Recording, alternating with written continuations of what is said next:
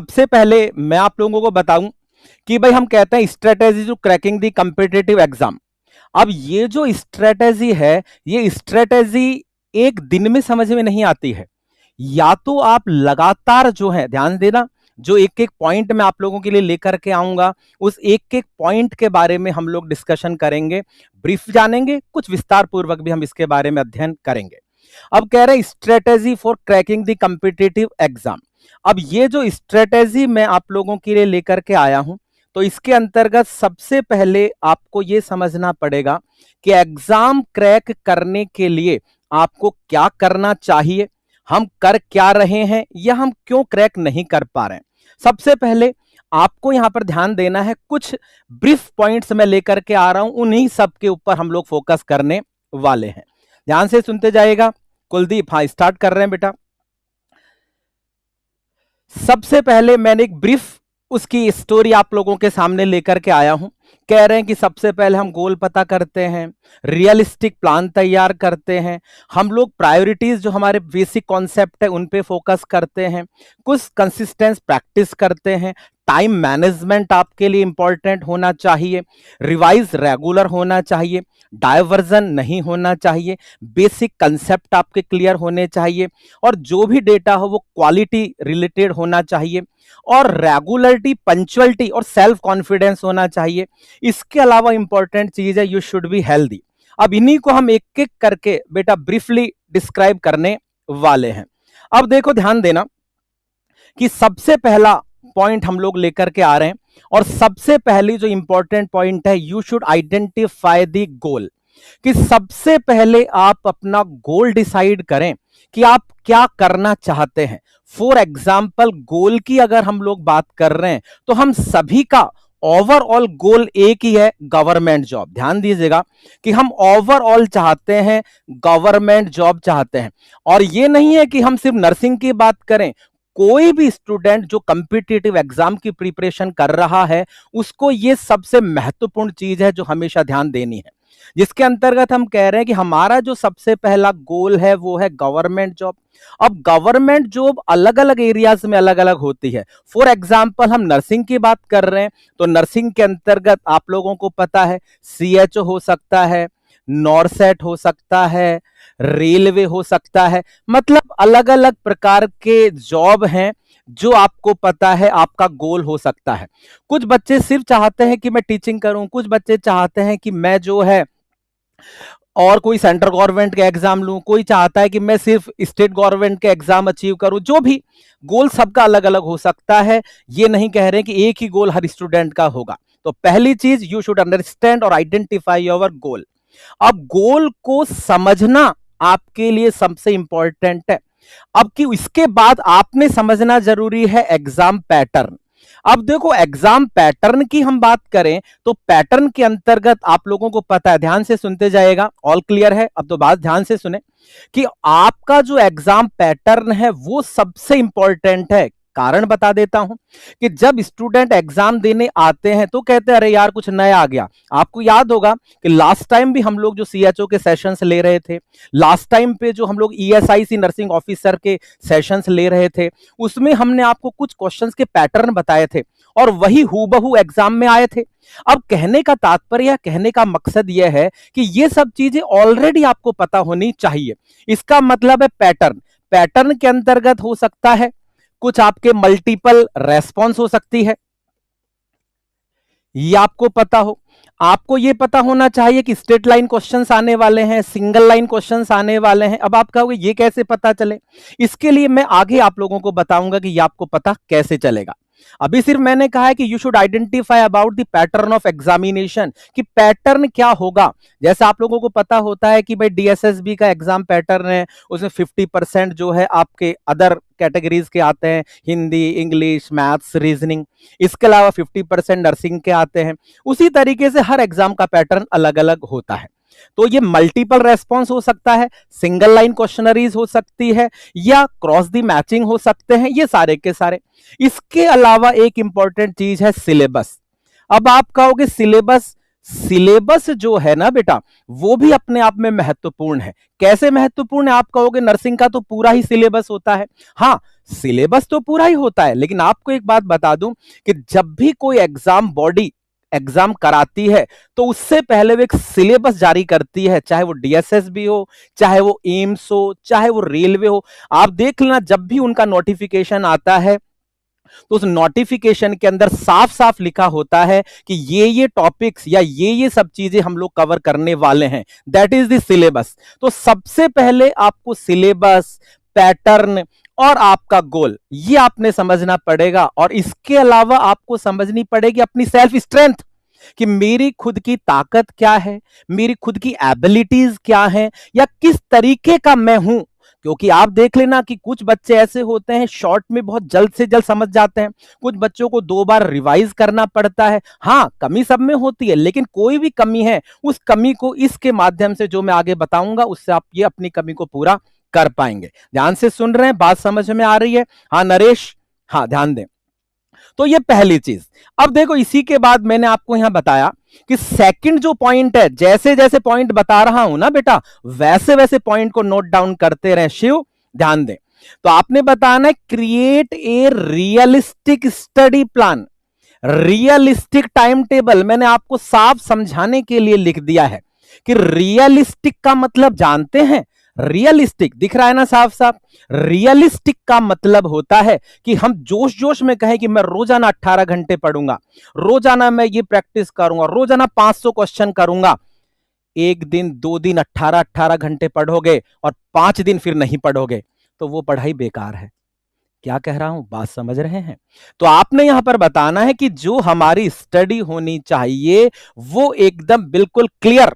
कहने का मतलब है रियलिटी, कि आप जिस चीज को कर पाए वैसी ही प्लान करो, वैसी ही तैयारी करो। क्योंकि अगर आप प्लान कर लेते हैं 18 घंटे लेकिन पढ़ते नहीं है तो वो बेकार है। क्योंकि आपको अपनी क्षमताओं का भी पता होना चाहिए। Good evening sir, from AIIMS Delhi. Mukesh good evening बेटा, गुड इवनिंग। हाँ जा बालाजी सरकार good evening, good evening Priyanka.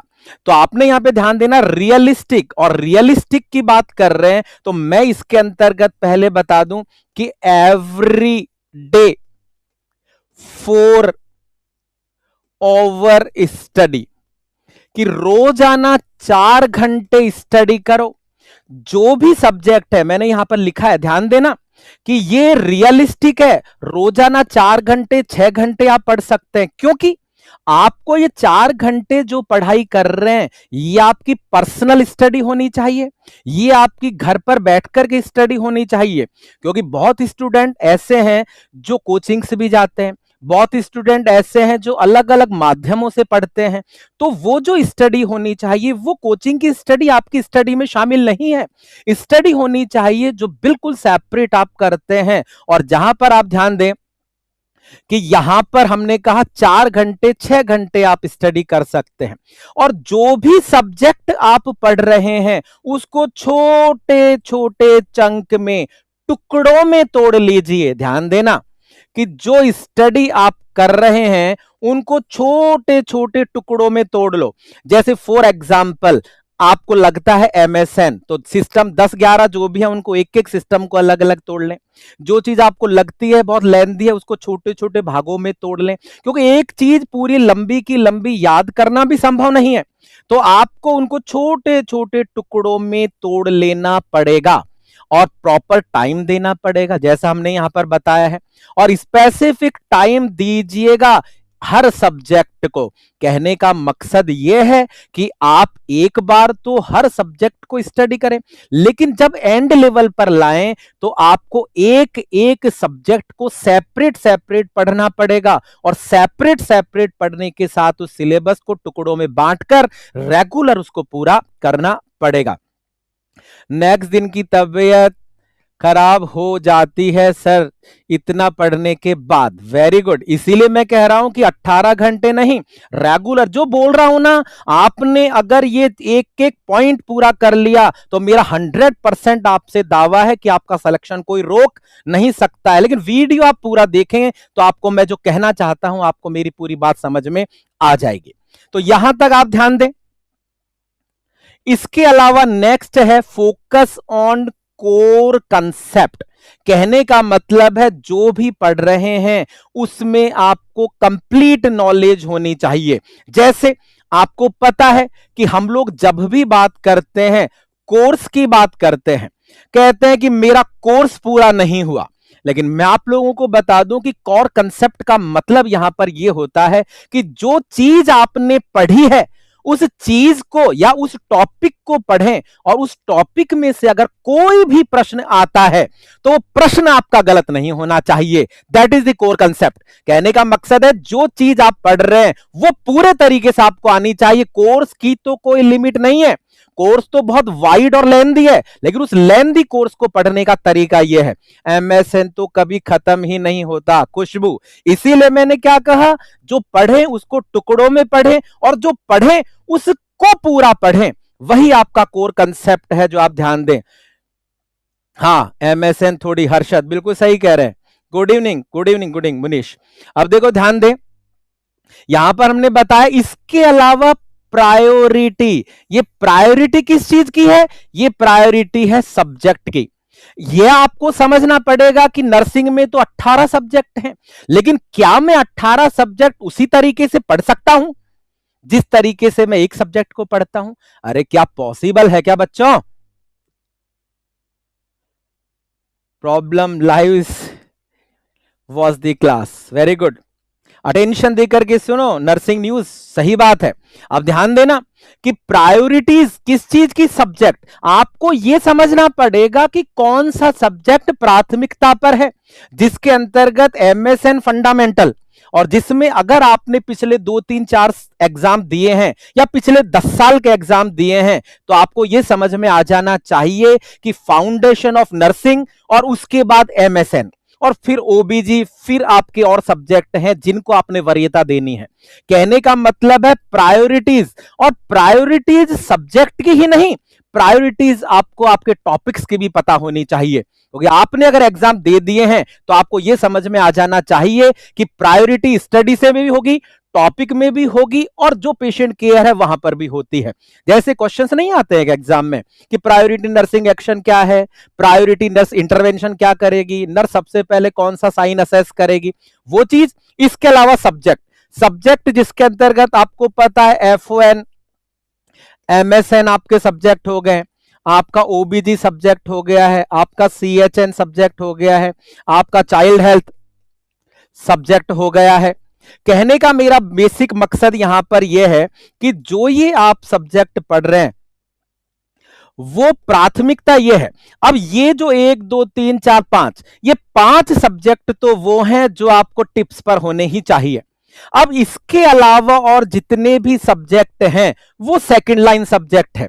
हां, उन सेकंड लाइन में कुछ इंपॉर्टेंट हो सकते हैं। फॉर एग्जाम्पल साइकेट्रिक हो सकती है, बात समझ रहे हैं। फॉर एग्जाम्पल आप कह सकते हैं कभी कभी एग्जाम में रिसर्च मैनेजमेंट वगैरह आती है, रेगुलर तो नहीं आती है ना भाई। हम लोग करते क्या है, हम उस सब्जेक्ट के पीछे लग जाते हैं जो पिछली बार आया है, लेकिन रेगुलर एग्जाम में आने वाले सब्जेक्ट यही हैं।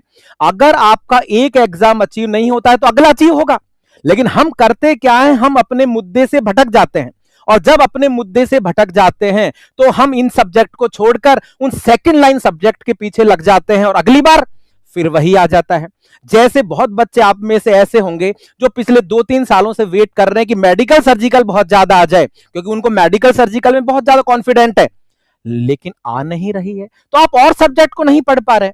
कुछ बच्चे ऐसे होते हैं कि मैं सिर्फ कम्युनिटी हेल्थ नर्सिंग पढ़ूंगा, कुछ बच्चे होते हैं कि सिर्फ चाइल्ड हेल्थ नर्सिंग पढ़ूंगा। अरे मेरे भाई, मेरे बंधुओं, मेरे दोस्तों, मेरे बच्चों, मैं आप लोगों को यहां पर बता दूं कि ये वो सब्जेक्ट और क्लिनिकल बेस्ड क्वेश्चंस जब एग्जाम में आते हैं, इट मींस आपको यह समझ में आना चाहिए कि नर्स का रोल एफओएन और एमएसएन क्लियर है, उसका सिलेक्शन श्योर है। गजब Singh Meena, yes that is the 100% कि जिसने ये सब्जेक्ट प्रॉपर कर लिए तो ये मान करके चलना 100 तो मैं फिर भी नहीं कहूंगा, लेकिन फिर भी आप ये मानना कि 90% जो सिलेक्शन है वो अपनी मंजिल के पास पहुंच जाता है। लेकिन ये सारी चीजें ध्यान रखनी पड़ेगी जो मैं आपको प्राथमिकताएं बता रहा हूं कि किस तरीके से आप ध्यान दें। फिर टॉपिक्स, टॉपिक में क्या चीज देखो, तो आपने यहां पर ध्यान देना है कि पिछले 3 सालों में, ध्यान देना क्या बोल रहा हूं, कि लास्ट 3 इयर्स कि पिछले 3 सालों में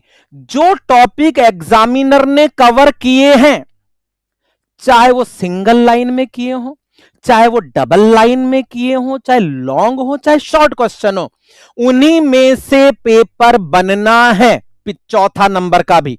और आपको एक बात बता दूं कि 3 सालों में, फॉर एग्जाम्पल 1 साल, 2 साल, 3 साल और 4 साल, अगर चौथे साल आप एग्जाम की तैयारी कर रहे हो तो ये वाला पेपर सबसे पहले अटेंड करना। देखो ध्यान से कहा, एक बात को सुन लेना, अगर आप पिछले 4 सालों के पेपर ले रहे हैं, 3 सालों के पेपर, चौथे साल आप एग्जाम में बैठ रहे हैं, तो आपको ये 2 पेपर पे फोकस कम करना है। ये जो पहले 3 साल में सबसे पहला पेपर था, उसमें जो प्रश्न आए हैं उन टॉपिक को उठाओ और उन टॉपिक को आप डेप्थ के साथ पढ़ करके जाओ। मैं आपको कहता हूं 75%, 75% पेपर आपको उसी साल वाले पेपर में से मिल जाएगा। ये मेरा दावा है, मेरा 25 साल का अनुभव है, आपको बता दूं।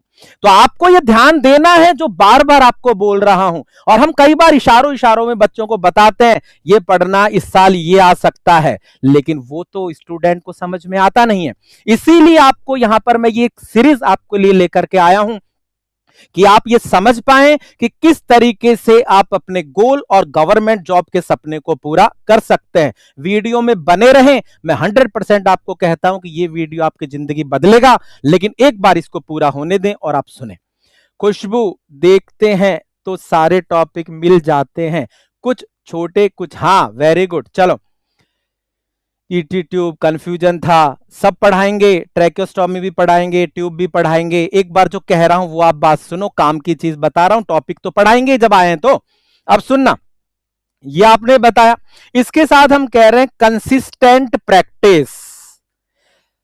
प्रैक्टिस का यहां पर मतलब होता है रेगुलरिटी से। रेगुलरिटी कई प्रकार से होती है, कंसिस्टेंस का मतलब है लगातार। अब होता क्या है कि हम जब एग्जाम आते हैं ना तभी जागते हैं, आज तब तक हम वेट करते हैं। जैसे फॉर एग्जाम्पल मैं आपको बता दूं कि 90% स्टूडेंट ऐसे हैं आज वेट कर रहे हैं कि कब सीएचओ की वैकेंसी आएगी, कब राजस्थान में नर्सिंग ऑफिसर की वैकेंसी आएगी, तब मैं अपनी तैयारी शुरू करूंगा। मतलब जब प्यास लगेगी तभी कुआं खोदूंगा। सिलेक्शन नहीं होगा ऐसी स्थिति में। आप ध्यान दें कि लगातार, हम कहते हैं ना कि लगातार प्रैक्टिस मेक दी परफेक्ट।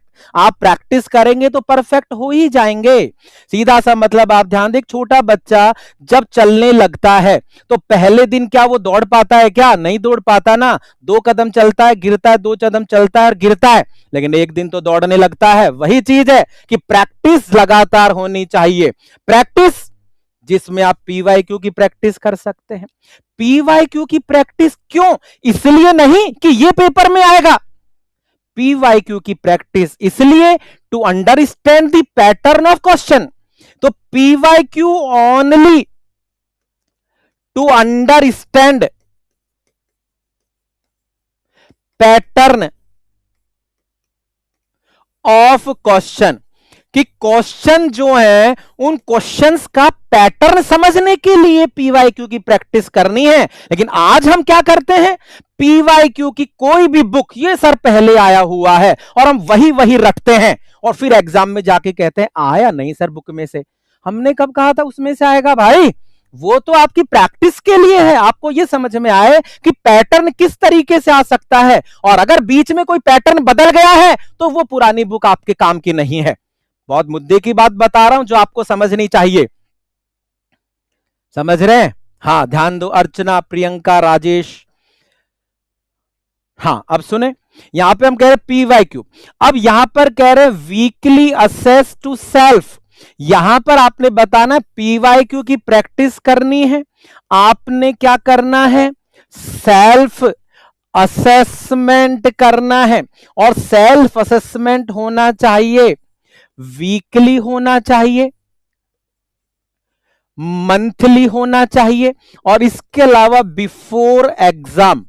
ये आप हर पॉइंट के ऊपर अपने आप को असेस करते रहें। आप ये पता करते रहें कि जो आप पढ़ रहे हैं, जो आप रेगुलर प्रैक्टिस कर रहे हैं, वो प्रैक्टिस सही हो रही है कि नहीं हो रही है।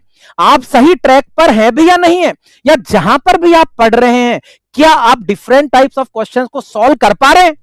अगर नहीं कर पा रहे हैं इसका मतलब कुछ ना कुछ कमी रह गई है, या तो पढ़ने में रह गई है या आपकी रेगुलरिटी या पंक्चुअलिटी में रह गई है। आरआरबी की टेस्ट सीरीज अवेलेबल है क्या अपने ऐप पर हर्षद? हाँ अवेलेबल है बेटा। देखो यहां तक आप बताओ। इसके साथ साथ आपने बताना है टाइम मैनेजमेंट और एग्जाम स्ट्रेटेजी। ये टाइम मैनेजमेंट का मतलब जानते हो? टाइम मैनेजमेंट का सीधा सा मतलब है, बहुत स्टूडेंट आप में से ऐसे होंगे जिनको ये पता है कि एग्जाम में जाते हैं, मैं बता दूं एक दो बच्चे तो ऐसे शायद वो अभी लाइव होंगे कि एग्जाम में जाने के बाद उन्होंने पेपर पूरा किया लेकिन वो या तो उसको देख नहीं पाए लास्ट में, या उनको किसी कारण से उन्होंने छोड़ दिया कि इनको बाद में हम करने वाले हैं, तो उनका टाइम मैनेजमेंट नहीं हुआ, टाइम खत्म, तो पेपर ऑटोमेटिक सबमिट हो गया। तो कहने का मकसद है टाइम मैनेजमेंट इंपॉर्टेंट है, और आपको ये प्रैक्टिस के दौरान ही ये समझ लेना है कि आप पेपर जो कर रहे हैं प्रॉपर रूप से आप टाइम के अनुसार कर रहे हैं कि नहीं कर रहे हैं। क्योंकि यहां पर आपको ये समझ में आना चाहिए कि जब आप पेपर सॉल्व कर रहे हैं तो फर्स्ट राउंड में वो सॉल्व करें जो एकदम में आपको आ जाते हैं। तो कहने का मकसद है कि फर्स्ट जो राउंड जहां पर आप पेपर सॉल्व करें वो एकदम इजी, जो आसानी से कर सकते हैं, और वो क्वेश्चन जो टाइम मांग रहे हैं। फॉर एग्जाम्पल आप एग्जाम देने गए जिसे मैथ्स भी है तो वो बाद में, पहले अपने नर्सिंग के क्वेश्चन हल करें। कई बार आप एग्जाम देने जाते हैं जहां पर आपके ड्रग कैलकुलेशन के क्वेश्चंस आते हैं तो उनको बाद में करें, पहले वो क्वेश्चन करें जो आपको आ रहे हैं फर्स्ट राउंड में, तो आपका टाइम बचेगा। स्ट्रेटेजी का मतलब यही है कि मैं जाऊंगा सबसे पहले ये करूंगा, उसके बाद में उसको रीचेक करूंगा, अगर रीचेक में कोई कमी रह जाती है तो उसको वापस करूंगा। तो स्ट्रेटेजी आपने बनानी चाहिए, और स्ट्रेटेजी यही है कि जो इजी है वो पहले करूंगा, सेकेंड राउंड में वो बाद में करूंगा। कंट्रोल, सर नेगेटिव मार्किंग के कंट्रोल के बारे में बताएं। हाँ अभिषेक आ रहा हूं बेटा मैं आगे, इन सभी के बारे में हम बात करेंगे। इसके अलावा यहां पर कह रहे हैं वही चीज, रिवाइज रेगुलरली, कंप्लीट कोर्स करना है समय से पूर्व। कंप्लीट कोर्स का मतलब यहां पर यही है कि जो सिलेबस आपने पढ़ा है, जितना आपने पढ़ा है वो पहले ही कर लें। एग्जाम के पहले 2 दिन 4 दिन पहले कोई नया टॉपिक पकड़ने की आवश्यकता नहीं है, क्योंकि नई चीज पकड़ोगे तो पुरानी भी भूल जाओगे। तो यहां कह रहे हैं मॉक टेस्ट प्रॉपर रूप से दें, रेगुलर मॉक टेस्ट आप देते रहें, और अपने आप की देखो स्पीड जो अभी मैंने पहले बताया था, एक्यूरेसी पर ध्यान दें। इसके अलावा नेगेटिव मार्किंग, भाई बहुत से स्टूडेंट तो हम में से ऐसे भी हैं जिनको ये भी नहीं पता कि नेगेटिव है, और आपको एक बात बता दूं कि नेगेटिव तो होना ही नहीं चाहिए।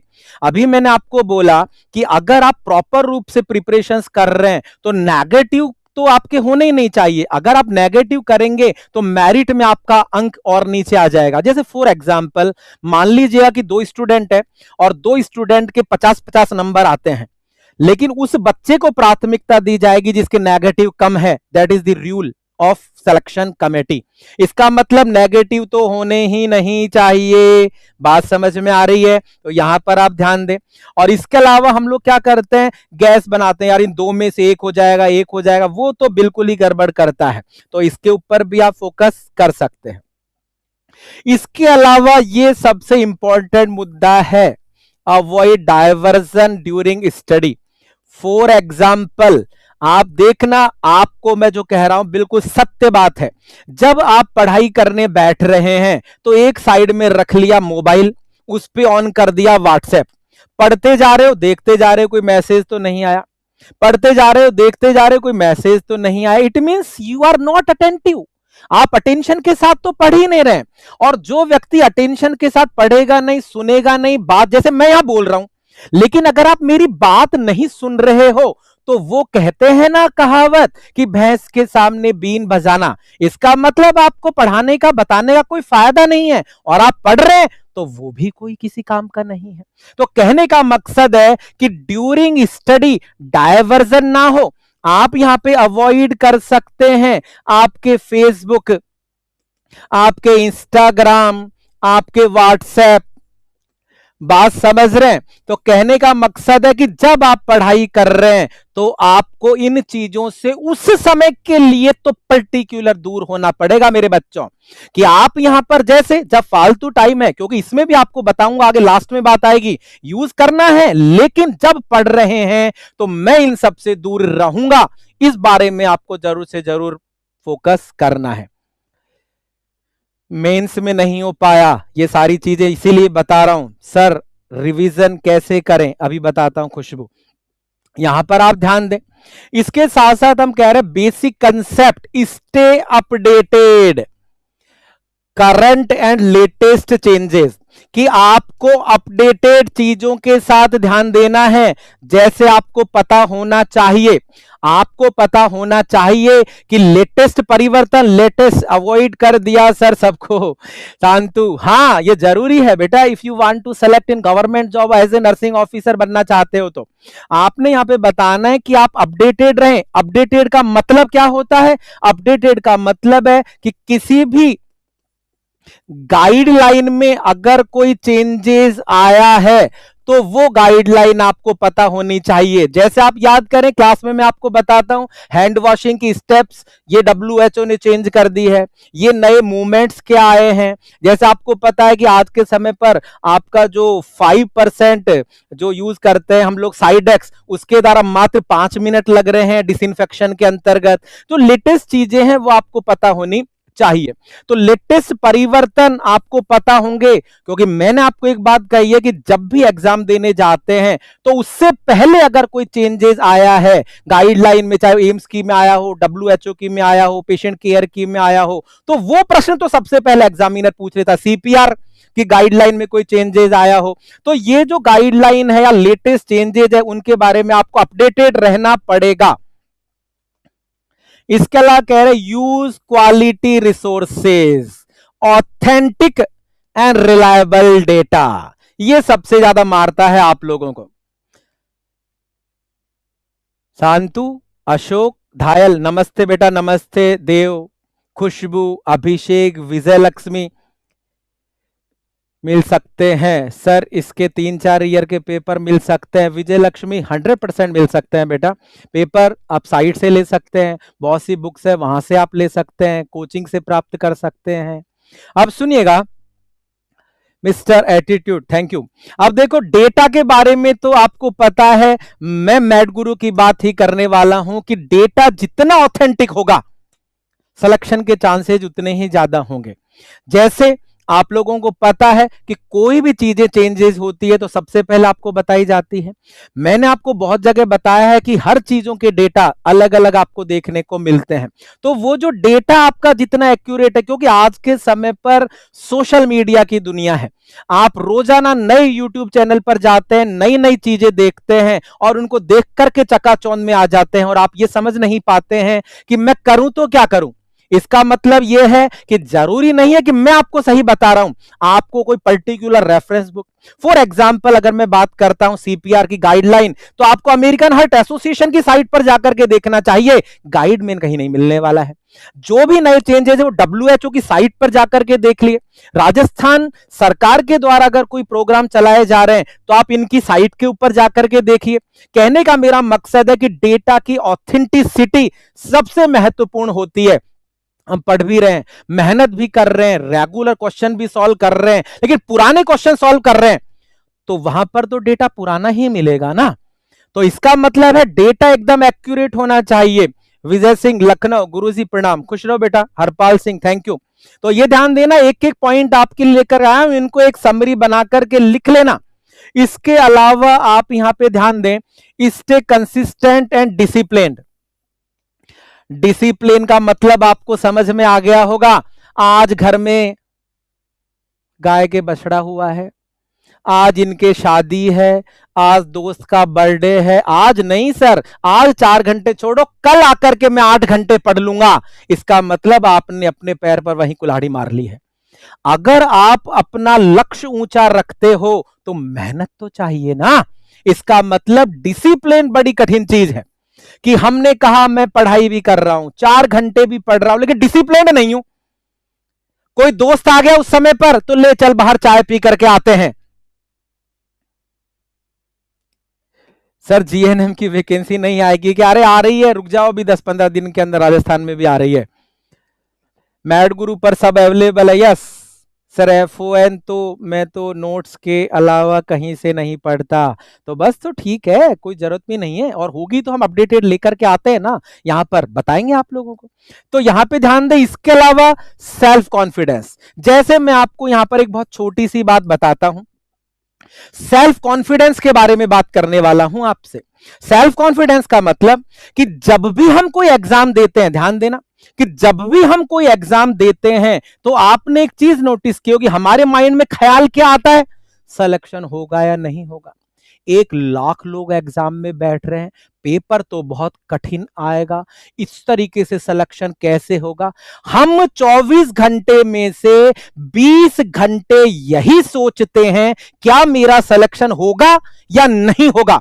और आपको पता है कि हमारा जो सबकॉन्शियस माइंड है वो हमें ऑटोमेटिक सिग्नल देता है कि नहीं होगा, नहीं होगा, और हम जो ज्यादा सोचेंगे वही होगा। कहने का मतलब हमने बार बार क्या सोचा कि हमारा सिलेक्शन नहीं होगा, तो फिर नहीं होगा।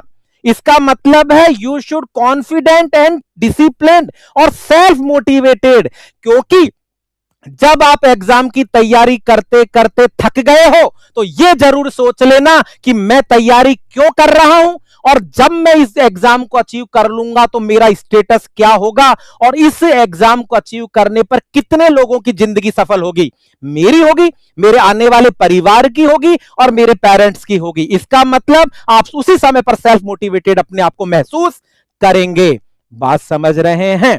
तो यहां पर आप ध्यान दें, तो ये इंपॉर्टेंट चीज है, तो आपको पता हो कंसिस्टेंसी, सेल्फ कॉन्फिडेंस, और इसके अलावा healthy life style and avoid overburden. कहने का मकसद है कि आप पढ़ने के साथ में प्रॉपर नींद भी लें। ऐसा नहीं है कि सो ही नहीं रहे, क्योंकि अगर नींद नहीं लेंगे तो सारी बीमारियां आपको लग जाएगी और पढ़ा लिखा सब बेकार हो जाएगा। तो आपकी लाइफ स्टाइल हेल्दी होनी चाहिए, ओवरबर्डन नहीं लेना है। ओवरबर्डन लोगे तो तनाव पैदा होगा, पढ़ा लिखा सब कुछ भूल जाओगे। तो कहने का मकसद है कि आप जब भी स्टडी करें तो यह जरूर ध्यान दीजिएगा कि जो मैंने पहले पढ़ा है आज उसे रिवाइज करूंगा, आज मैं नया पढ़ूंगा, फिर कल उसको रिवाइज करूंगा। इस तरीके से पुराना रिवाइज करते जाएं और नया पढ़ते चले जाएं, तो भूलेंगे भी नहीं। और सबसे इंपॉर्टेंट चीज है कि आप जो प्रैक्टिस करें वो सेल्फ, टीचर ने पढ़ा दिया लेकिन टीचर के पढ़ाने के बावजूद आपको यहां पर जो नोट्स बनाने हैं वो नोट्स आपके होने चाहिए सेल्फ। सेल्फ का मतलब है कि फॉर एग्जाम्पल मैंने आपको सब कुछ पढ़ाया, लेकिन उसमें से कुछ की पॉइंट बनाओ, उसमें से कुछ स्पेशलाइज पॉइंट को साइड में रखो, जिससे एग्जाम देने जब आप जाओ तो उनको फटाफट से रिवाइज कर पाओ और आसानी से कम समय में ज्यादा आउटपुट ले पाओ। क्योंकि एग्जाम जाते समय तो पूरे के पूरे नोट्स पढ़ोगे नहीं ना। बात समझ में आ रही है? हाँ, ध्यान दो। चलो खैर, तो यहां पर आप बताएं, स्टे पॉजिटिव, स्ट्रेस फ्री रहना है, रिलैक्सेशन टेक्निक्स वगैरह को यूज करना है, प्रॉपर मेडिटेशन आपने करना है, stay focus on your goal. आप अगर, जैसा भी मैंने आपको बताया था कि अगर पढ़ते पढ़ते थक गए तो आपको ध्यान आना चाहिए कि मैं क्या कर रहा हूं, क्या करने आया हूं, पैसा क्यों लगा रहा हूं, घर वालों के सपने क्या है और मेरा जीवन का उद्देश्य क्या है। अपने आप सेल्फ मोटिवेटेड हो जाएंगे। इसके अलावा आपने बताना है अपनी प्रोग्रेस को रेगुलर इवैल्यूएट करते रहना है, अपनी परफॉर्मेंस को रेगुलर इवैल्यूएट करते रहना है। और आप ध्यान दें कि अपनी स्ट्रेटेजी को प्रॉपर मेंटेन करें। प्रॉपर, जैसे मैंने आपको क्या कहा, नोट्स को कॉन्साइज आपने करना है, की पॉइंट के रूप में समराइज करना है, जिससे कि एग्जाम के एक दिन पहले, फाइनल डे से पहले आप उसको रिवाइज कर पाए। ये आप बताइएगा।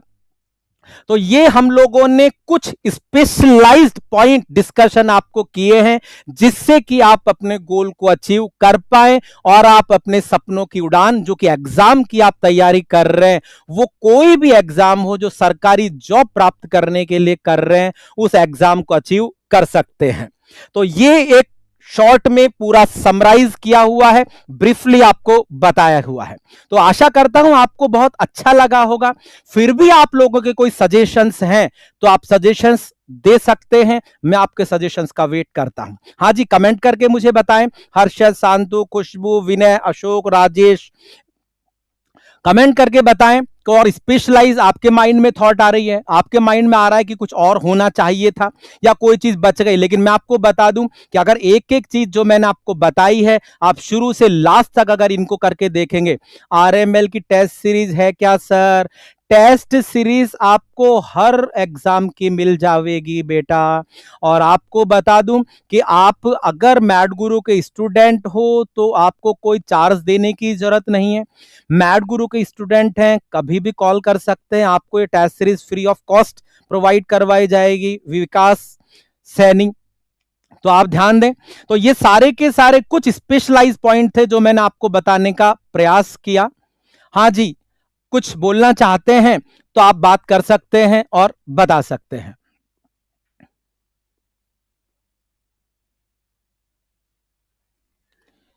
अभी कुछ क्वेश्चंस हैं जो मैं आपको इसके बाद हल करवाऊंगा। अभी ऐसा नहीं है कि ये सेशन एंड हो गया है। Thank you so much, thank you so much session के लिए सुष्मिता, शांतु। हाँ विकास, टेस्ट सीरीज मिल जाएगी सर, है कुछ नहीं बचा sir. RRB paramedical nursing superintendent के पहले कितने एग्जाम हो चुके हैं सर? अरे भैया, जो नर्सिंग ऑफिसर था उसी को अब सुपरिटेंडेंट बोलने लग गए हैं अशोक। एग्जाम तो कई हो चुके हैं, 2018-19 में एग्जाम लगा था, उससे पहले भी एग्जाम लगे हुए हैं। हाँ जी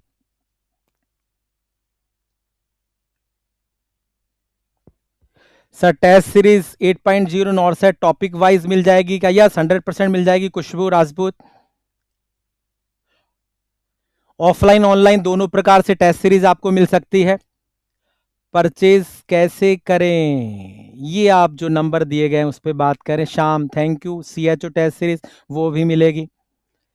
दिनेश गुजर, सर सीएचओ का न्यू बैच कब से स्टार्ट करोगे?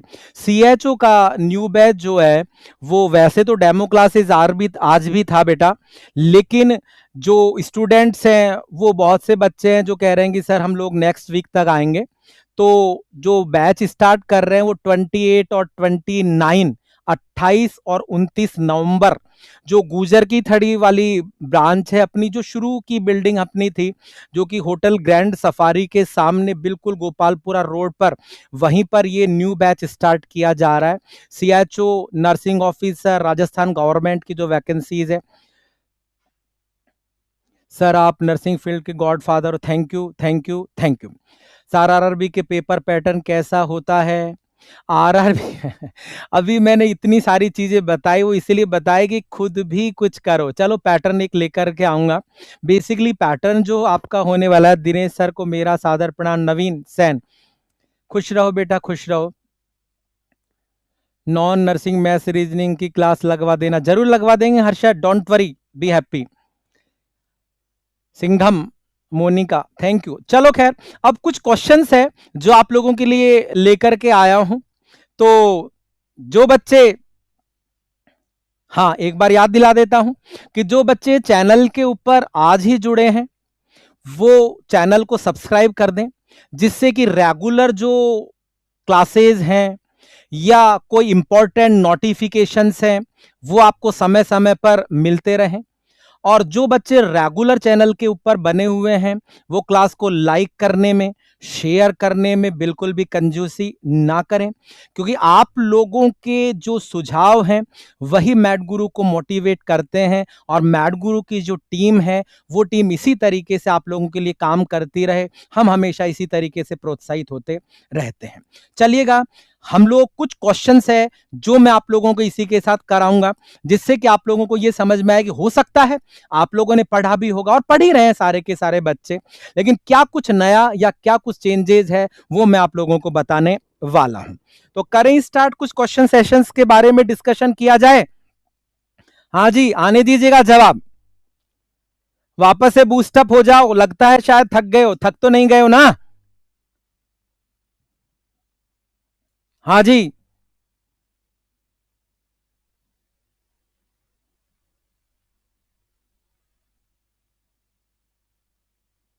New look Singham of FON, Monica, thank you, good evening, thank you sir. मेरे को CHO की टेस्ट सीरीज ले लेना, ठीक है, फूलचंद ले लेना बेटा। हाँ चलो स्टार्ट करते हैं।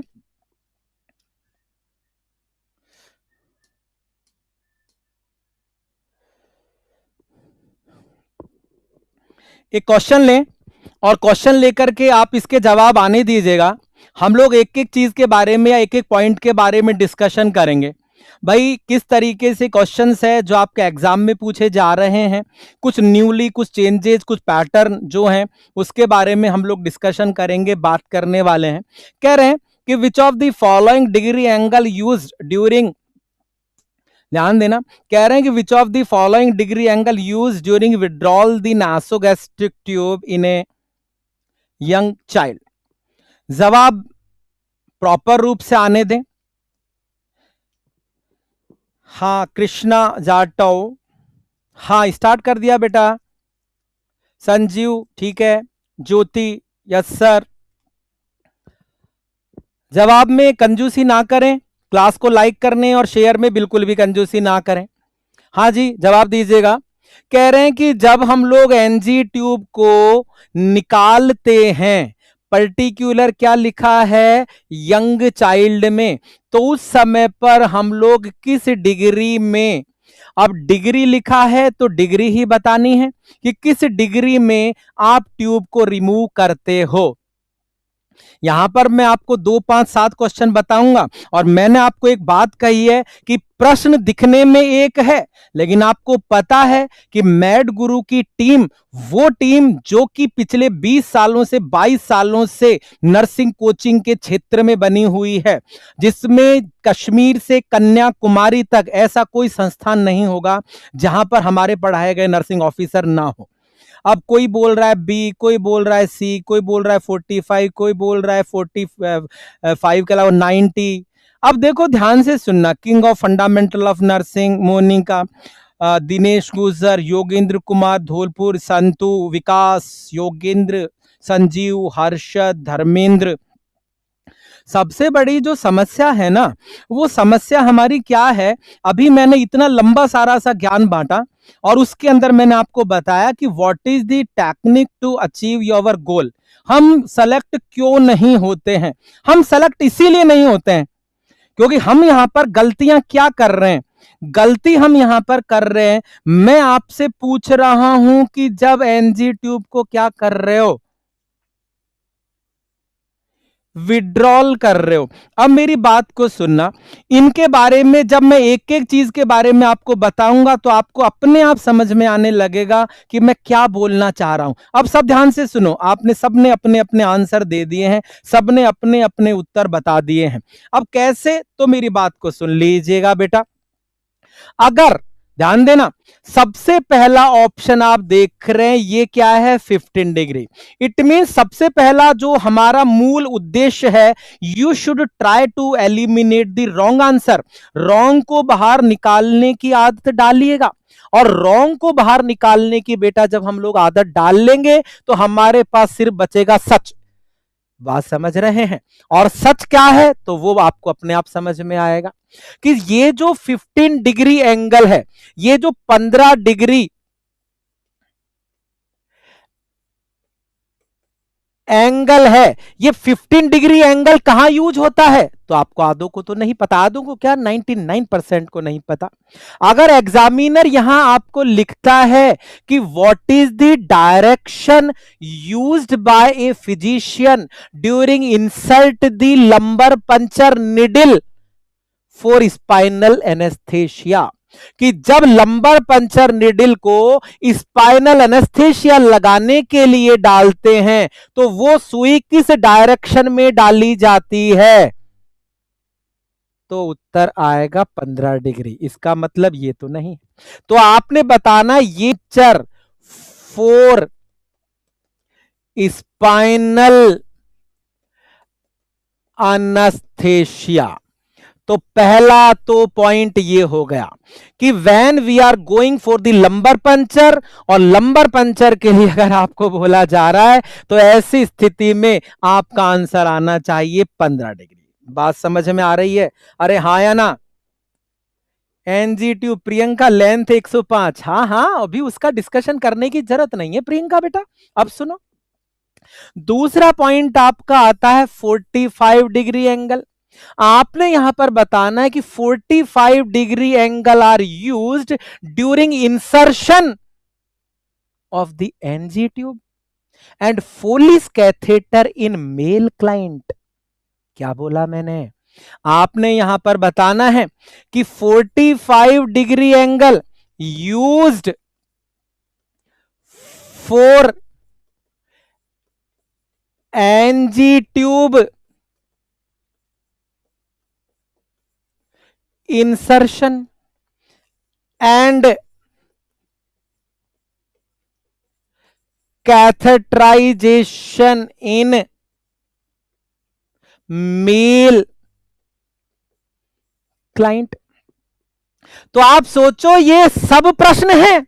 अब एक एग्जामिनर आपको बोलेगा what is the direction used, ध्यान से सुनना, यहां पर एग्जामिनर आपको कहेगा कि what is the direction used by nurse during insertion of NG tube, during insertion of Foley's catheter in a male client, या एनजी ट्यूब तो चाहे मेल हो चाहे फीमेल हो, लेकिन ये पर्टिकुलर कब यूज होता है? जब ट्यूब को क्या कर रहे हैं? इंसर्ट कर रहे हैं। इसका मतलब ये भी नहीं है। 90 डिग्री डायरेक्शन कब यूज होता है? तो 90 डिग्री तब यूज होता है या तो आईएम इंजेक्शन लगा रहे हो, पहली चीज, या हम लोग कैथेटर मेल क्लाइंट में डालने से पहले पेरिनियल एरिया को क्लीन कर रहे हैं। क्या कहा मैंने बेटा? कि 90 degree angle use to clean perineal area in male before catheterisation, कि कैथेटराइजेशन से पहले पेरिनियल एरिया को जब हम लोग क्लीन करते हैं, किसमें क्लीन करते हैं बेटा? मेल क्लाइंट में क्लीन करते हैं, तो 90 डिग्री एंगल के ऊपर पेनिस को होल्ड किया जाता है, एक चीज। दूसरी चीज, जब हम लोग आईएम इंजेक्शन लगाते हैं तो 90 डिग्री पर लगाते हैं, तो इसका मतलब यह भी नहीं है। 30 डिग्री एंगल जो आपने बताना है कि फोलिस कैथेटर के लिए ही यूज होता है और पर्टिकुलर फीमेल क्लाइंट में यूज होता है, तो ये फोलिस कैथेटर के लिए ही यूज हो रहा है। तो 30 डिग्री जो यूज हो रहा है वो फोलिस के लिए ही यूज हो रहा है, और किस में यूज हो रहा है? फीमेल में यूज हो रहा है। इसका मतलब आंसर, अरे हाँ या ना तो बोलो यार। तो सीधा सा मतलब आप यहां ये समझ लो कि आपको ये समझ में आना चाहिए। अब कई बार एग्जामिनर जब प्रश्न लिखता है तो आपको यहां पर कहता है कि व्हाट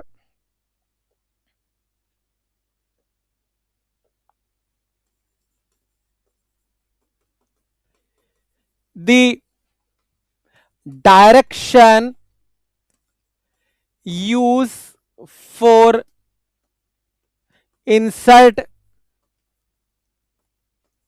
कैथेटर फॉर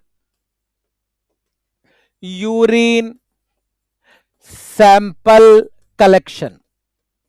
अब वो तो एक कंडीशन डाल दिया कि यूरिन सैंपल कलेक्शन के लिए। अब यहां पर आपको यह समझ में आना चाहिए, साफ दिख रहा है कि नहीं दिख रहा है? साफ दिख रहा है या नहीं दिख रहा? नहीं दिख रहा है तो दूसरा पेन ले लेते हैं।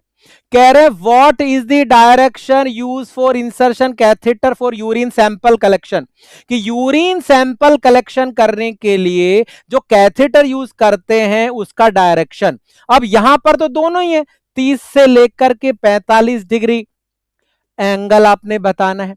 कि भाई आपको एंगल बोला जा रहा है तो एंगल आप बता सकते हैं डायरेक्शन की जगह, यहां पर जैसे मैं एंगल की बात कर रहा हूं।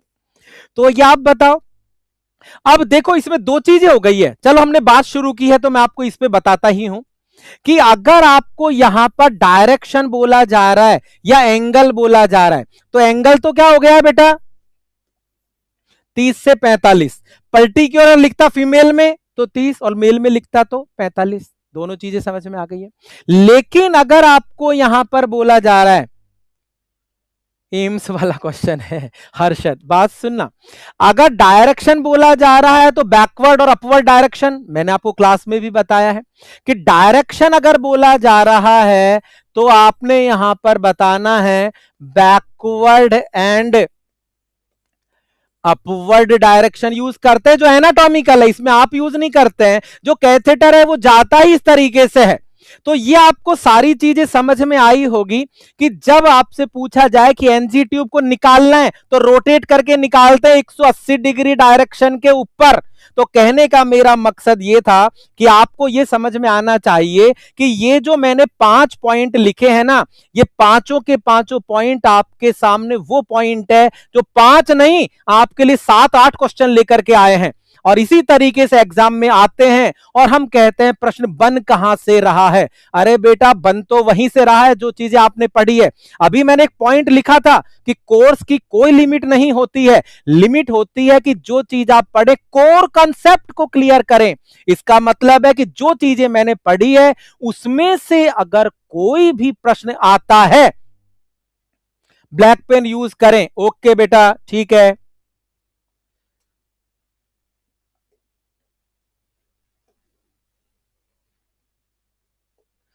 तो यहां तक आप बता सकते हो। बात समझ में आ गई है? ब्लैक पेन, हाँ सर ब्लैक पेन यूज करें। ओके ओके ओके ओके ठीक है, ठीक है।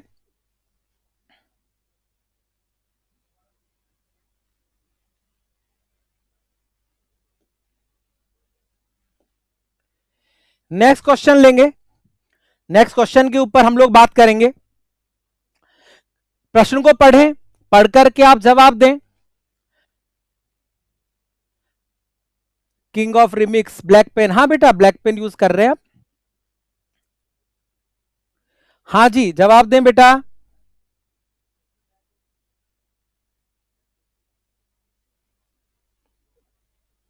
हाँ जवाब आने दो बेटा।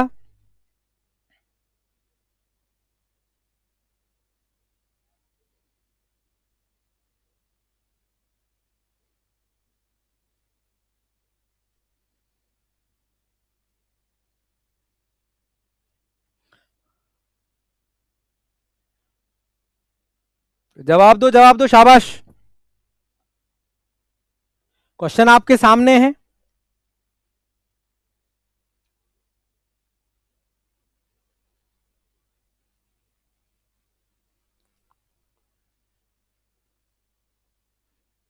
क्लियर है, दिख रहा है? DK Rajput, okay. B B B B B कह रहे हैं, देखो ध्यान देना,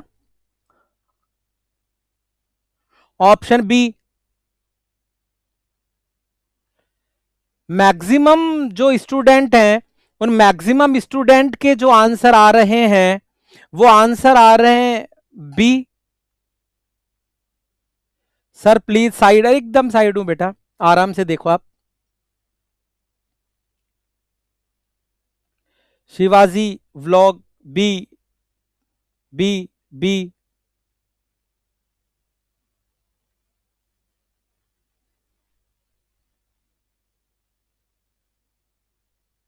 हाँ मैक्सिमम जो आंसर आ रहे हैं वो ऑप्शन बी आ रहे हैं। अब देखो ध्यान देना, यहां पर कह रहे हैं which of the following best describe the correct technique for obtaining blood pressure in infant और यंग चाइल्ड।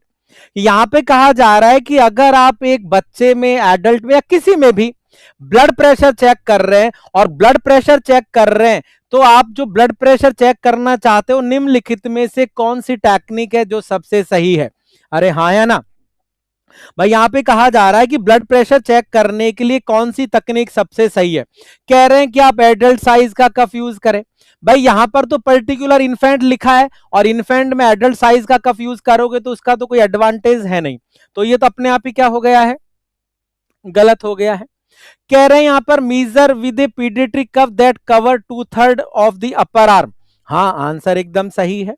कह रहे हैं use a Doppler device. Doppler जो पर्टिकुलर होता है वो ब्लड प्रेशर वगैरह के लिए कहाँ यूज कर रहे हैं? जनरली जब एक मदर या एक महिला प्रेग्नेंट होती है तो आप चेक करते हैं फीटल हार्ट साउंड वगैरह। पीडियाट्रिक साइज कफ यूज करें, हाँ कफ यूज करना है। इसके अलावा कह रहे हैं blood pressure measurement in sitting position. हमने कहा कि पोजीशन जो होती है वो कोई महत्वपूर्ण नहीं है। अगर आप किसी भी व्यक्ति का ब्लड प्रेशर चेक करना चाहते हैं तो पोजीशन इतनी इंपॉर्टेंट नहीं है, क्योंकि हमने कई बार पढ़ा है कि पोजीशन में हाथ उस लेवल पर हो, हार्ट लेवल पर, इसका मतलब है कि पोजीशन चाहे सिटिंग हो सुपाइन हो उससे कोई फर्क नहीं पड़ता है। चलो एक बात मुझे यहां पर बताओ, अब इसी में पहले मैं क्वेश्चन लिखूंगा, आंसर तो ठीक है आपने यहां पर बताया कि आंसर ठीक है आपका, या इससे रिलेटेड में आपको भी दो तीन चीजें आपको पूछने वाला हूं। अब आपको मैंने यहां पर एक तो बोला कि आप 2/3 एरिया कवर करते हैं, इसका एक प्रश्न है जो आपके सामने लाने वाला हूं, क्या है पहले आप वो समझें बेटा। हाँ, अब यहां पर एक प्रश्न लिख रहा हूं और आपसे कह रहा हूं कि what is the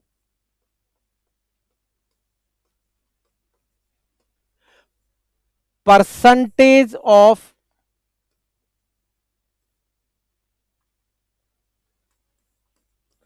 blood pressure कफ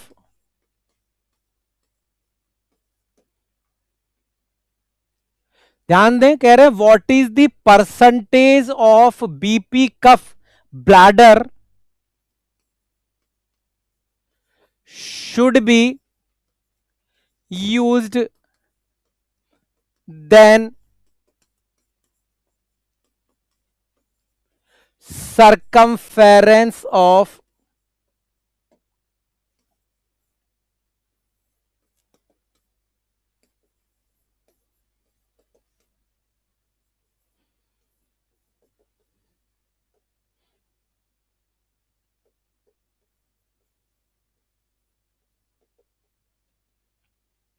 जवाब आने दो एक बार, दिख रहा है क्या एक बार मुझे बताना, नहीं तो मैं इसको चेंज करता हूं। विजिबिलिटी सही है क्या बेटा? ये व्हाइट कलर से दिख रहा है क्या इस ग्रीन कलर के ऊपर?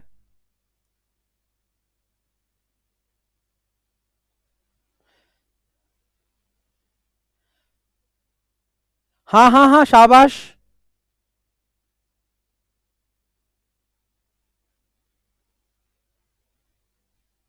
Good evening, good evening Keshu Singh Rajawat, good evening बेटा, गुड इवनिंग।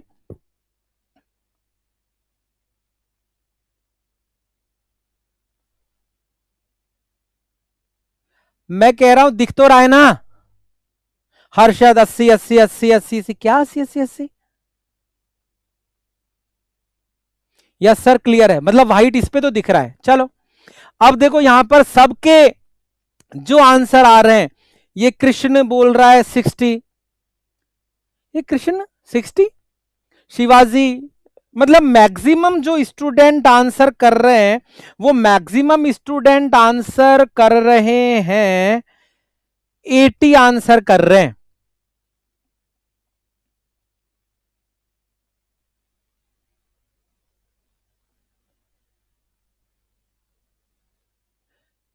अच्छा अब मेरी बात सुनो, ये आपने प्रश्न बताया, अब मैं एक नया प्रश्न लिख देता हूं।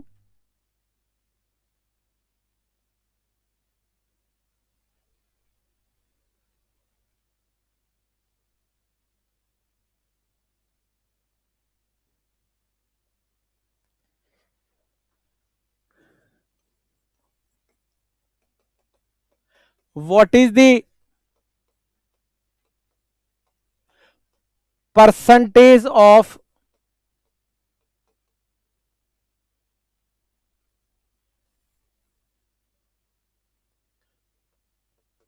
बीपी कफ ब्लैडर लेंथ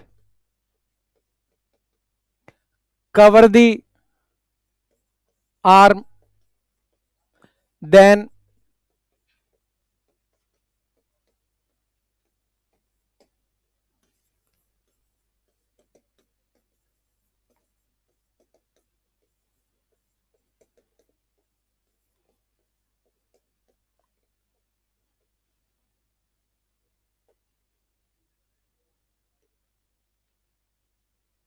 अब इसका उत्तर बताओ तो।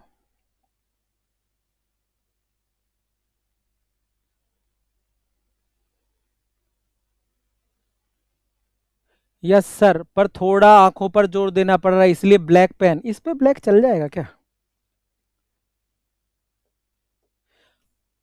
ये दिख रहा है ब्लैक, चलो ब्लैक से लिख देंगे।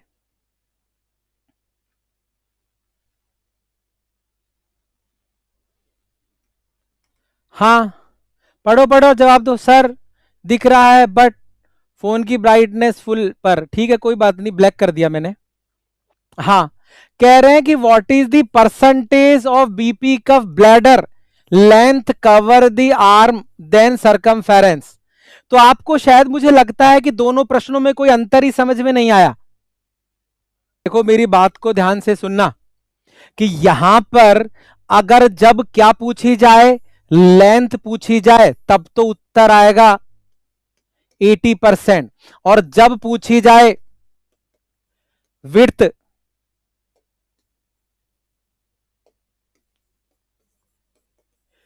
Width of BP cuff in percentage, तो उत्तर आएगा 40। ये जो पहला वाला प्रश्न आप देख रहे थे, ये प्रश्न तो सही है ही नहीं, आपने मार दिया तुक्का। यहां कह रहे हैं what is the percentage of blood pressure cuff bladder should be use than circumference of arm. क्या परसेंटेज, ना तो लेंथ में पूछी ना विड्थ में पूछी, तो क्या उत्तर दोगे? तो इसका मतलब ये तो प्रश्न ही गलत है, मार रहे हो तुक्के में तुक्के। तो आपको यह समझना पड़ेगा कि यहां पर कहा जा रहा है कि जब लेंथ पूछी जाए तब तो 80%। ये जो 80% है, ये तो किसको बता रहा है? लेंथ को बता रहा है। किसके कंपैरिजन में बता रहा है? Circumference of arm. आर्म का जितना सरकमफेरेंस है, उसकी तुलना में बीपी कफ में जो ब्लैडर होता है ना, गुब्बारा, उसकी साइज या उसकी जो लंबाई है वो मात्र 80% ही होती है। लेकिन जो उस बीपी कफ की चौड़ाई होती है आर्म सरकमफेरेंस के कंपैरिजन में, वो कितनी होती है? 40% होती है। विड्थ की बात कर रहे हैं। तो बात समझ रहे हो, दोनों अलग अलग चीजें हैं। अब इसको मैं आपको एक चित्र के रूप में बताता हूं। ये आप चित्र देख रहे हैं, और ये जो आप चित्र देख रहे हैं, तो यहां पर ध्यान से सुनना कि ये जो आपका ब्लैडर है बीपी कफ का, उस ब्लैडर के अंदर मैंने आपको बताया कि ये तो देखो पूरी लेंथ है। जो लेंथ है वो तो कितने परसेंट हो गई है? 80% हो गई है। Than the circumference of arm. इसके अलावा ये जो विड्थ है ये कितनी हो गई है? 40% हो गई है। तो कहने का मेरा मकसद है कि ये बहुत बारीकी की चीज है। अब आपको ये एग्जाम में पता ही नहीं चलता है कि एग्जामिनर बेसिकली पूछना क्या चाहता है, और उसी हिसाब से हम लोग कहीं ना कहीं से रटते हैं और रट करके उस उत्तर को दे करके आते हैं। कैसे? अब मैं इसको पूर्ण रूप से वापस सिद्ध करूंगा आपके सामने। ध्यान से सुनते जाइएगा जो आपको बोल रहा हूं। अरे बात समझ रहे हो ना? अब यहां पे कह रहे हैं खुशबू 2/3, ये क्या है? तो मैं आपको यहां पर बताता हूं। अब सुनो, यहां पर आपने बताया, अब इसी के अंतर्गत आप प्रश्न लिखें। यहां पर कह रहे हैं कि what is the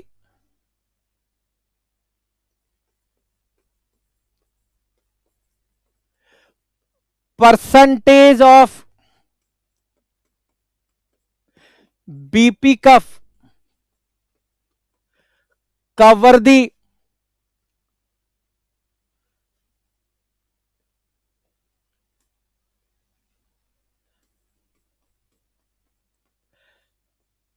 upper arm in length during blood pressure examination. जो जो भी प्रश्न लिख रहा हूं ना, उस प्रश्न को देख करके अपनी कॉपी में उतार लेना, और जब एग्जाम में आएगी तो आपको मेरी बात याद आएगी। अब वापस से वही सेम ऑप्शन है, 80%, 60%, 40%, 20%। आने तो जवाब।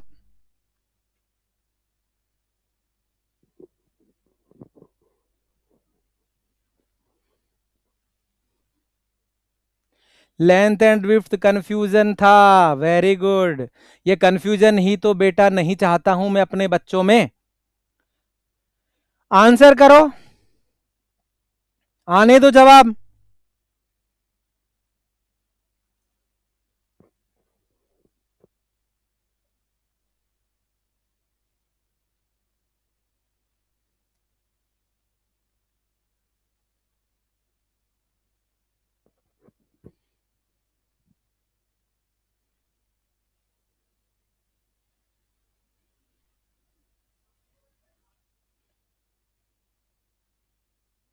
आज तो पड़ोसी भी आ गए।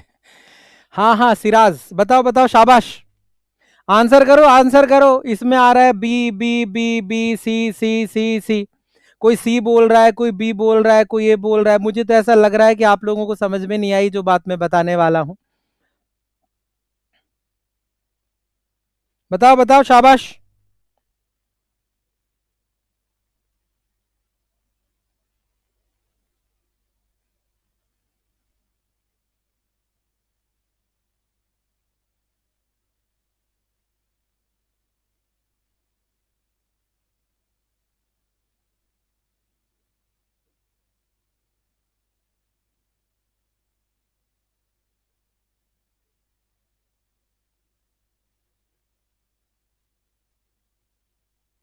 हाँ जी, बोलो बोलो, शाबाश। अब देखो मैं आपको बात बताता हूं।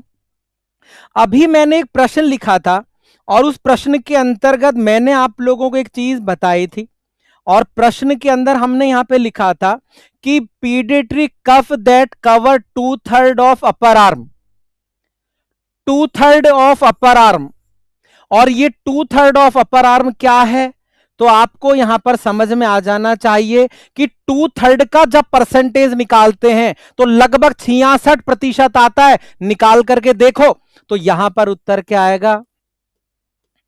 कह रहा है कि आर्म जो ऊपर की कवर करते हैं वो कितनी कवर करते हैं, तो लगभग 60 से 66% तक एरिया कवर होता है। यहां भी धर्मेंद्र 80। अरे मैं अलग अलग प्रश्न बता रहा हूं यार। एक अलग अलग प्रश्नों का मतलब ही है कि आपको यह समझ में आए कि ये जो लेंथ है वो किस तरीके से आती है। परसेंटेज में आए तो ये 60 हो गया है, हाँ या ना। और वैसे आए तो 2/3। ये जो 60 बता रहे हो ये 2/3 एरिया ही तो है जिसका तुमने अभी उत्तर दिया था। क्योंकि यहां पर उसने राउंड दी क्लॉक लिख दिया, 66% नहीं लिखा। सर लेंथ पूछा है तो, अरे लेंथ बीपी कफ की पूछी है, ब्लैडर की नहीं पूछी है। तुम देखो यहां मैंने लिखा है कि बीपी कफ लिखा है। ये सिर्फ बीपी कफ लिखा है कि बीपी कफ कितना एरिया कवर करता है ऊपर की आर्म का। और यहां मैंने क्या लिखा है, यहां लिखा है बीपी कफ के ब्लैडर की लेंथ। और यहां लिखा है बीपी कफ के विड्थ। बीपी कफ का जो ब्लैडर है ना उसकी चौड़ाई, और ये बीपी कफ है उसकी लेंथ। ये किसकी, ब्लैडर की। तो अंतर सोचो, बीपी कफ के पूछ रहा हूं, बीपी कफ के अंदर ब्लैडर की नहीं पूछी है मैंने इस प्रश्न में। तो आप एक ही प्रश्न में कितने तरीके से कंफ्यूज हो रहे। जब यही कंफ्यूज हो तो एग्जाम में तो 100% कंफ्यूज होना बनता ही है। अरे कोई बात नहीं, किसने कहीं से भी की थी, आप तो बात समझो। अशोक, हाँ वेरी गुड। शानदे, प्रियंका, ठीक है अब पढ़ तो ठीक है, ओके। तो इसीलिए कह रहा हूं ये समझो, ब्लैडर लिखा है या सिर्फ बीपी कफ लिखा है। तो जब बीपी कफ तो पूरा होता है उसमें अंदर ब्लैडर होता है, तो ब्लैडर की लेंथ तो बोले तो 80% और ब्लैडर की विड्थ बोले तो 40% आर्म सरकमफेरेंस की। लेकिन only BP cuff, not bladder. Complete BP cuff जो है वो 2/3 एरिया को कवर करता है। और 2/3 का मतलब होता है कितने परसेंट, 60%। ये आप देखो यहां पर जो ये तो है, ये तो सरकमफेरेंस है। जब बांधते हो तो यहां से यहां तक आता है ना। ये टोटल जो इस आर्म में इसका कितने परसेंट कवर कर रहे हो, 60%, जिसको हमने लिखा है 2/3। तो दोनों तीनों चीजें मेरे बेटा अलग अलग है। और अलग अलग है इसीलिए एग्जामिनर पूछता है। और हर बार एग्जामिनर के जाल में फंस जाते हैं और फंसने के बाद कहते हैं अगली बार देखना मैं क्या कर दूंगा। अगली बार जिंदगी में कभी नहीं आता है, क्योंकि जब आप मेहनत कर रहे हैं तो मेहनत इस तरीके की होनी चाहिए। पढ़ेगा अब लिख के, इसीलिए मैंने कहा था लिख लेना, लिखोगे तभी बात समझ में आएगी। इसीलिए इमेज लेकर के आया हूं, चित्र लेकर के आया हूं। चलो खैर, यहां तक ध्यान दो।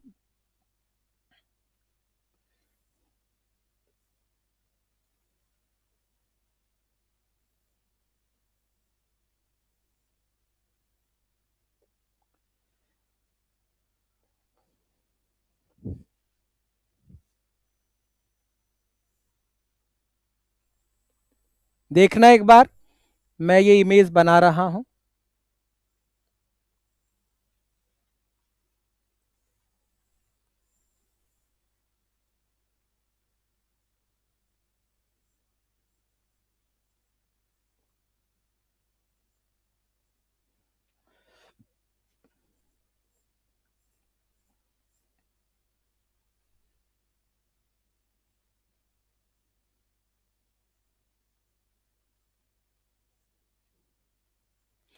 सैंतीस डिग्री, 36 डिग्री,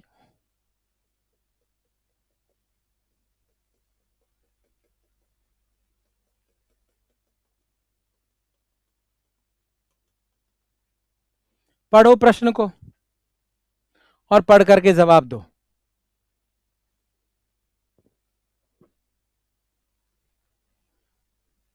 आने तो जवाब, आने तो, शाबाश।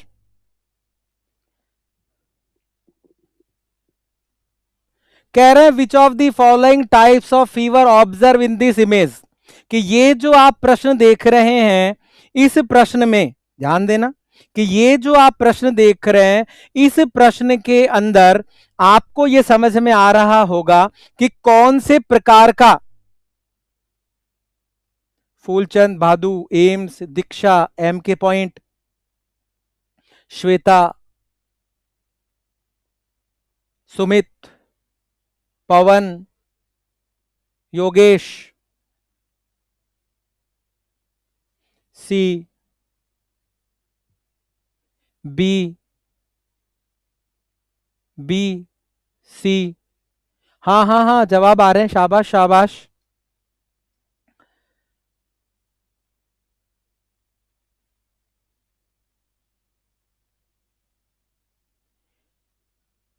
Intermittent fever, Priyanka, very good, शाबाश।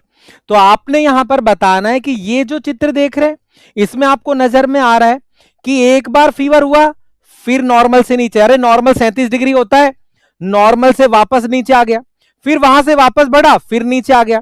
हमने जब डेफिनेशन पढ़ी तो हमने ये जरूर पढ़ा है कि 24 घंटे में अगर बुखार उतरता है और फिर चढ़ता है, उतरता है और फिर चढ़ता है, ऐसा बुखार अंतराल के साथ होता है, इंटरमिटेंट फीवर होता है, जो मलेरिया वगैरह में हम लोग देखते हैं। तो ये जो आप चित्र देख रहे हैं, ये कौन से फीवर का है? इंटरमिटेंट फीवर का चित्र है। इसके अलावा जो और आप यहां पर देख रहे हैं, वो बेसिकली आपको यहां पर बता दूं, कंटिन्यूअस चित्र में नजर आ रहा है क्या?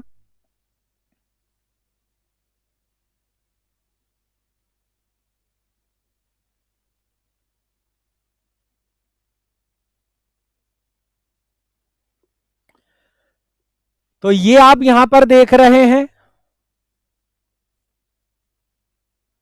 यहां पर आप देख रहे हैं,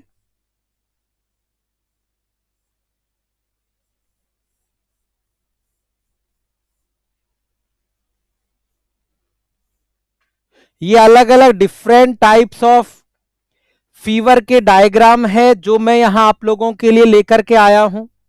तो कहने का मेरा बेसिक मकसद ये है कि आपको ये समझ में आना चाहिए कि ये सारे के सारे डिफरेंट टाइप है। अब एक मैंने आपको यहां पे पूछा, हो सकता है एग्जामिनर ये पूछ ले, हो सकता है कंटिन्यूअस पूछ ले, अनबेल्ट बोल दे, रिकरेंट, रिकरेंट वो है जिसको हम लोगों ने क्लास में पढ़ा है स्ट्रेंज फीवर। स्ट्रेंज फीवर जो मैंने आपको होजकिंस डिजीज में पढ़ाया था कि एक वीक तापमान बढ़ा रहता है, फिर इस तरीके से होता है, फिर कम हो जाता है।